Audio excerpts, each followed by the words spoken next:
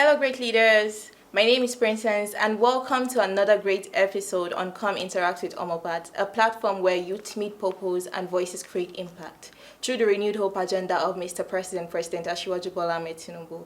Today we have an incredible guest, the first female to feature on this podcast. She is a great leader, a youth advocate, someone that is truly involved in creating impact in Nigeria and most especially the City Central Ward. She is Honorable Ummul-Kaltum Olajumoke Yusuf, popularly known as Honorable UK. Honorable Ummul-Kaltum Olajumoke Yusuf is the Councillor-elect for the City Central Ward AMAC FCT. She is a great grassroots politician with development professionally and seasoned political mobilizer with deep roots in the Federal Capital Territory, particularly in the City Central Ward. She has personally engaged over 15,000 residents through town hall meetings, women, youth forums, market outreaches, and so on. She's particular about real impact and growth. Thank you for honoring our invite, Ma. And please, can you tell us what inspired you to go into politics and what are your thoughts on the renewed hope agenda of Mr. President? Well, thank you very much for having me, Ómó Pbat. It's a pleasure to be here. What inspired me to go into politics? I'd say my father, because my father is a politician. But you see, in our house, the way we were raised, my father made us, he raised us to believe that we should be patriots. We should want to serve our community, serve our country in whatever way possible. I have brothers in the force, and I'm so proud of them. And as a citizen, I felt it was my duty to serve my community. Now, being born and raised in the ward and growing up there, I noticed certain things that I felt I could contribute to that would be better. So that is why I stepped up to the plate, and that is why I'm here. On the renewed hope mandate of the renewed hope agenda of Mr. President, first I have to say I'm a loyalist to Mr. President because he has proved to me that he's a patriot in serving his nation. So the renewed hope mandate really is just about engaging people and renewing that faith that that the federal government will not let them down. So it means accountability, it means transparency, it means everybody needs to bring their hands together to make this something great, to make Nigeria something greater. All right, thank you so much for your thoughts, Ma. Congratulations on your victory. Thank you. As the Councillor-elect of the City Central Ward, AMAC. So, what does the mandate mean to you, and how does it reflect the growing truth in the renewed hope agenda at the grassroots level? Okay, the mandate simply means a call to action. It means, like I said, stepping up to the plate. It means that I pledge to serve with integrity, with accountability, with inclusion, and with honesty. And it means that what I say I will do, by the grace of God, I will do it. I intend to be a different sort of politician. Even though, yes, I admire past politicians, I want to bring a little bit of their experience, their wisdom, but with a new, innovative kick. All right. You campaigned on integrity, transparency, innovation, and immunity. Mm-hmm. How does this value shape leadership and service delivery in the City Central Ward? Integrity simply means do what you say, mean what you say, and do what you mean, So we've passed the time for the typical politician that comes with lies and promises a borehole that would produce milk. So that's not what we're doing. We're being very realistic with our promises and with our actions. Humility, because it's a call to serve. People don't realize there's a lot that goes into campaign and elections. And one thing that I stood on was that I am here to serve you. So I'm here to be a public servant. So for all those who voted for me, those are my bosses, those are my ogas and madam in the ward. So it's all part of it, but I come with genuine intentions and with the humility to serve. All right, so as we all know that President Bola Ahmed Tinubu is focused on grassroots development, how will you align your politics and attention to support the renewed hope agenda at the City Central Ward? So a lot of people think that because AMAC is a municipal, it's like everybody is well-to-do or there aren't cluster communities. My ward is very vast. In my ward, I have all the military barracks. So you can imagine all the military officers, their wives, their children living there. That's a community on its own. I have Area 1 to Area 11, that's the residents. We even have the villa. And no matter where you go, you need to understand that if these communities exist, they are grassroots, because these are the people that vote. So in connecting with them, what we're trying to do here is we're trying to ensure that the welfare services are better, the packages are better, social services, that there is inclusion of youth, even the elderly. There's a way we take care of them, so maybe we need to improve primary health center services and things like that. But it's all part of it. So what are your top 3 priorities for the first 100 days in office, and how do you directly improve the lives of your constituents? So in the first 100 days of office, I think there needs to be dialogue, because I can't pretend to know it all. I don't. Now I need to listen to the community. What exactly? So we need to arrange for a town hall meeting.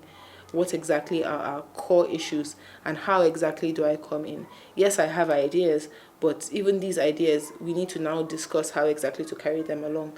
I've mentioned welfare packages, social service packages. I truly believe in training. I believe in self-development. So I don't believe in waiting for the government to give you a job. I believe in entrepreneurship.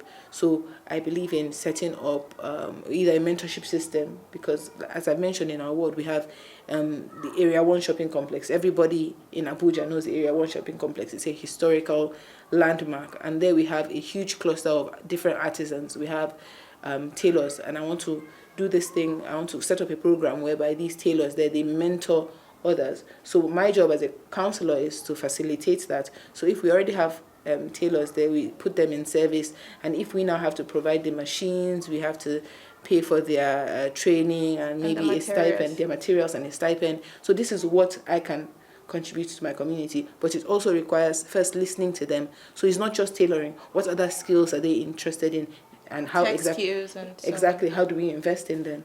All right. Youth empowerment is central to both your campaign and the Renewed Hope agenda. What practical opportunities will you create for young people in your ward? Yes, so like I said, the mentorship system, there are many skills that we can harness. There are digital skills, then there are hand skills. You know, not everybody would work online. Some people aspire to be painters. You know, and I know someone who literally from painting neon signs, and right now what he charges to paint your house, but he does such an incredible job. So there are these skills, whatever it may be, let us take interest. I personally believe in, you can't teach somebody what it is that they're not interested in. So we sit down with the youth, we say we've set up classes. It could be makeup, it could be building services, it could be tech programs, it could be just an array of programs. And this is something that we have to keep on. We also need a very good monitoring and evaluation team, because it's not just a program that will start and then they feel like they can walk away from once we green them their stipend. No, you invest in them, you make sure that they follow through, and then hopefully we have a sort of graduation program for all of them. And a mentorship sections too, so exactly. It to be sustainable. Absolutely. All right, so I have a personal question for you, Ma. You know, Mr. President has been doing a lot of work, and also he has brought new reforms to Nigerian system. What particular key reforms do you pick interest in, and you would like to continue in your word? So I have to commend Mr. President for the work he's doing when it comes to gender inclusion. A key example would be his support of the reserve seat women bill, and I have to also take example from the last dispensation. Out of the 62 wards in the FCT, there wasn't a single female councillor, and now in this new dispensation we have 2. So that's 2 better than the last time. Yeah. So I personally want to do my own fair share in female mentorship of women in politics, of young ladies in politics. I have female mentors who guided me and who have trained me to this level, and it's only fair that I replicate that and I replace that. All right. So what message do you have for people of AMAC on why they should continue to believe in your leadership and support the vision of President Bola, Ahmed, GCFR? So none of us are perfect, and we need to all remember that we are all humans. So it takes time. There's a time for sowing, then there's a time for reaping.